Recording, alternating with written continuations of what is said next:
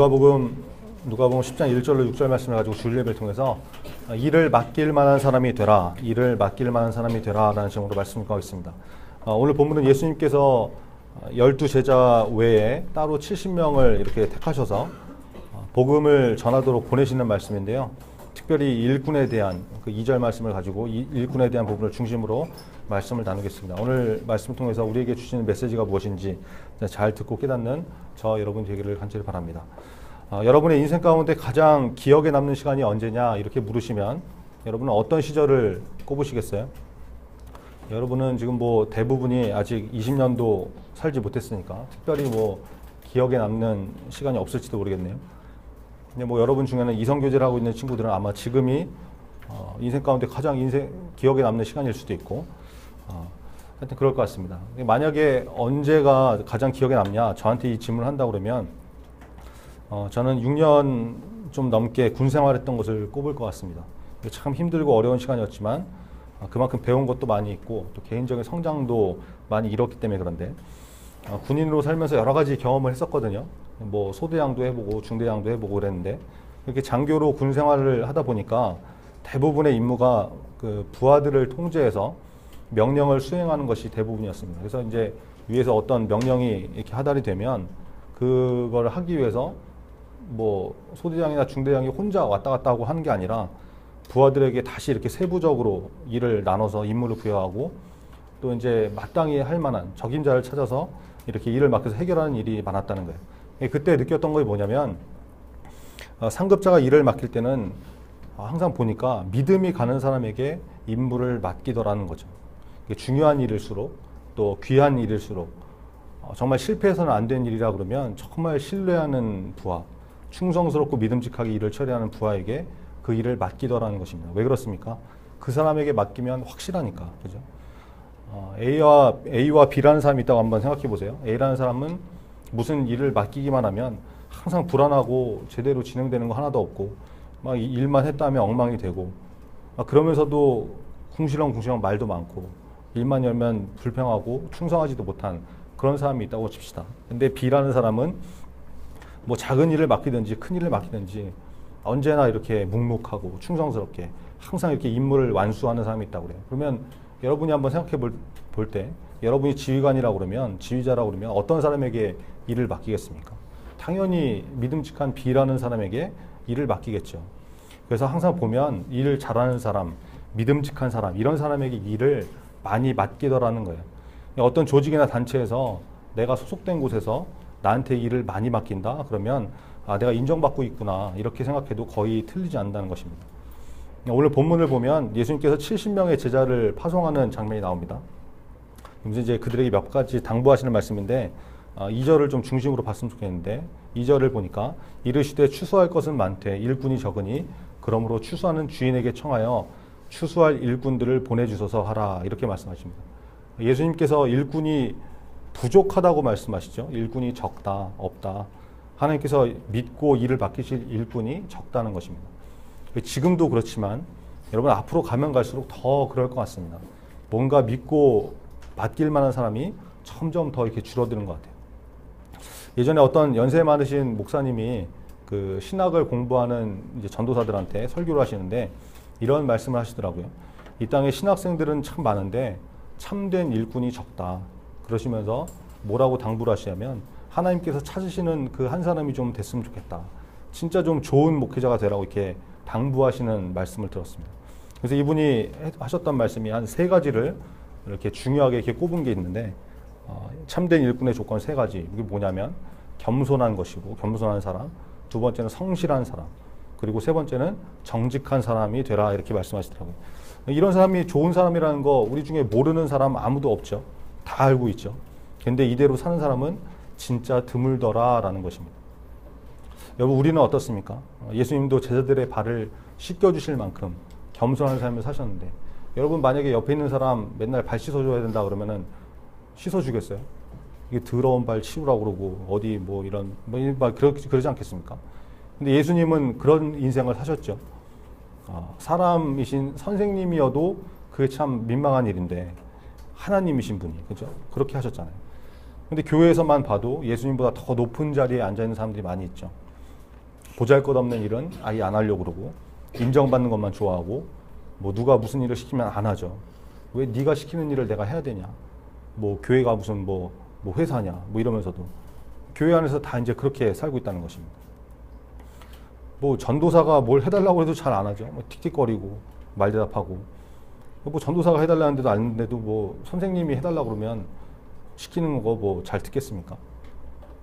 아니에요. 전도사 말은 안 들고 선생님 말을 듣습니까? 잘 모르겠는데 잠언 16장 18절에 보니까 이런 말씀이 나와요. 교만은 패망의 선봉이요 거만한 마음은 넘어짐의 앞잡이니라 이렇게 말씀합니다.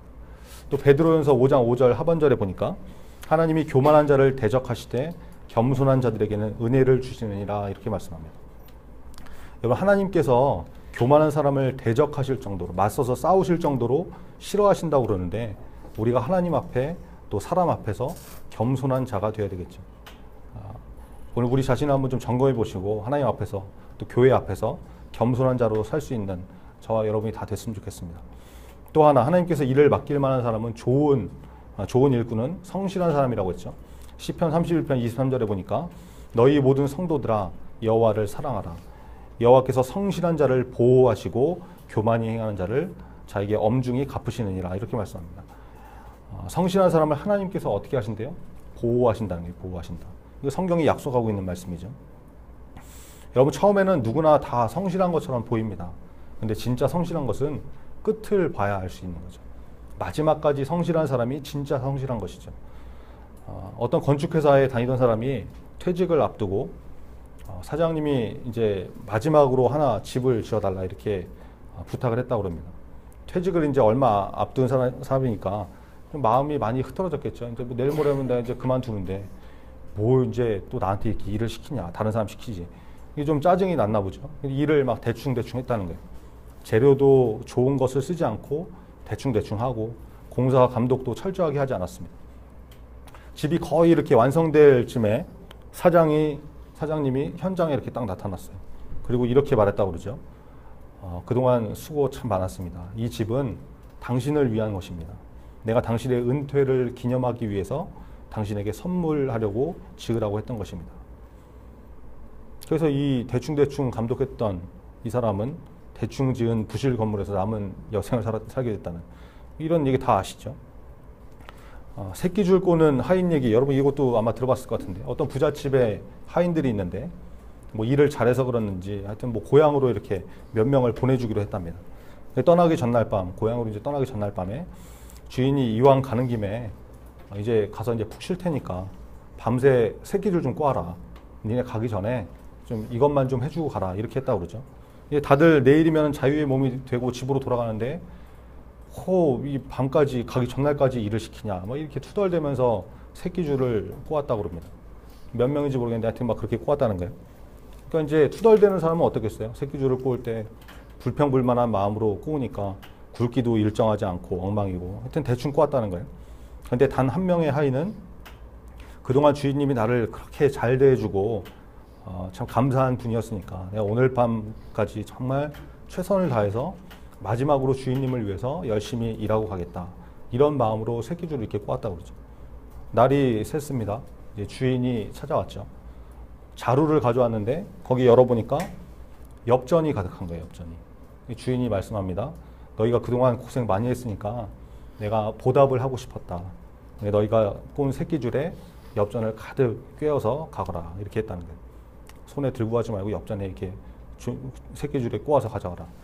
그러니까 성실하게 새끼줄을 꼬은 하인은 엽전을 이렇게 막 촘촘하게 바리바리 다 깨가지고 부자가 돼서 돌아왔고 대충 꼬았던 인간은 몇 개 끼다 보니까 이게 굵기가 안 맞아갖고 더 이상 들어가질 않는 거예요. 그래서 이제 뭐 푼돈 가지고 갔다. 뭐 이런 얘기죠.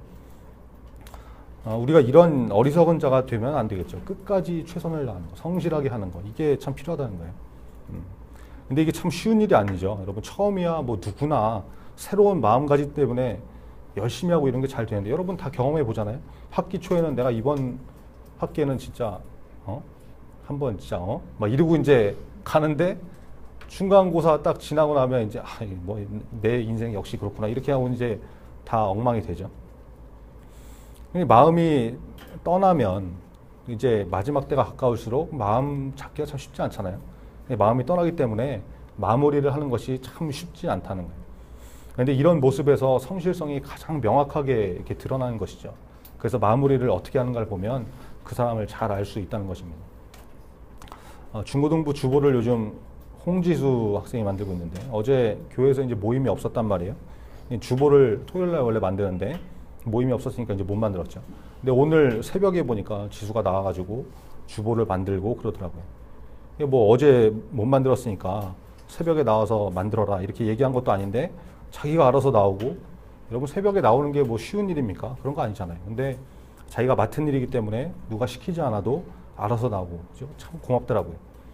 물론 그러고 이제 집에 가고 또 잠들어가지고 아침에 차 타는 시간 못 지키고 막 이랬지만, 하여튼 이렇게 자기가 맡은 일을 성실하게 하니까 없던 여자친구도 생기고 막 그러는 거죠. 네.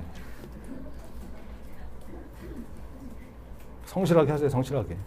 자, 하나님께서 작은 일에 충성하는 성실한 사람을 찾으세요. 네, 그런 사람은 마무리도 잘하게 되어 있다는 것입니다. 그리고 그에게 꼭 더 좋은 것으로 맡기신다는 거예요. 여러분, 우리는 어떤 사람입니까? 눈에 보이는 큰 일에만 열심히 하고 아무도 보지 않는 곳, 작은 일, 이런 것은 대충대충 하고 있지는 않습니까? 마무리는 대충대충 하는 그런 사람은 아니었습니까? 하나님은 다 아시죠. 네. 그리고 성실한 자를 보호하십니다. 찬양팀을 하든지 방송팀을 하든지 미니 성가대를 하든지 성실하게 잘 하시기 바랍니다. 저도 잘 하겠습니다. 네. 저와 여러분이 주어진 일들에 성실하게 임하는, 특별히 마지막까지 성실하게 일할 줄 아는 그런 믿음의 사람 다 되길 바랍니다. 마지막으로 좋은 일꾼은 어떤 사람이라고 했어요? 정직한 사람이, 정직한 사람. 잠언 14장 11절을 보니까 악한 자의 집은 망하겠고 정직한 자의 장막은 흥하리라, 이런 말씀이 있습니다.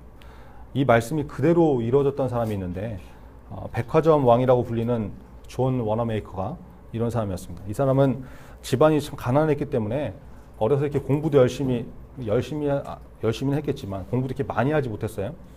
학교를 중도에 포기하고 이제 돈을 벌어야 될 정도로 가정 형편이 굉장히 어려웠던 사람이었습니다.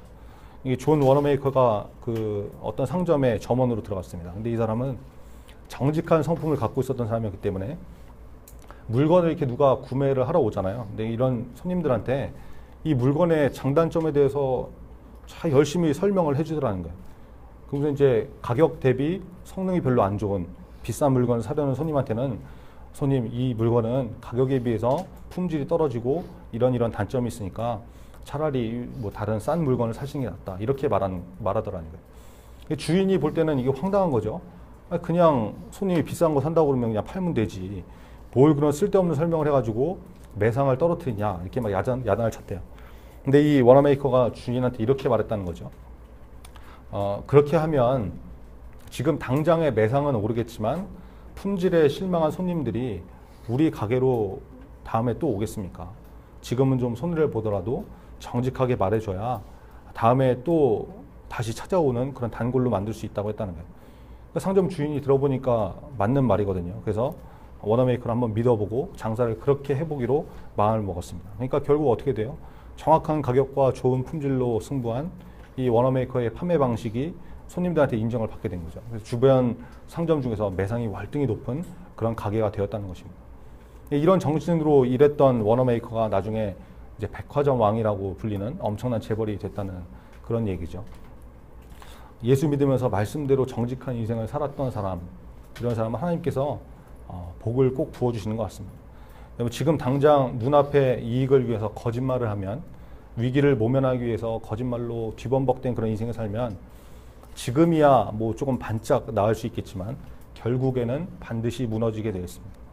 하나님 약속의 말씀을 붙들고 우리에게 주어진 모든 상황 가운데서 정직하기로 결단하는 중고등부 다 됐으면 좋겠습니다. 이제 중간고사 기간이죠.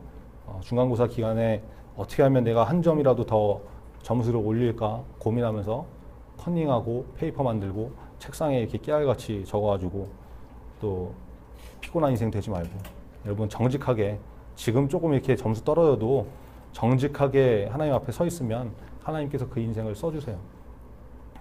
이거 지금 뭐 원고에 없는 얘기인데 이거 하나만 얘기하고 마칠게요.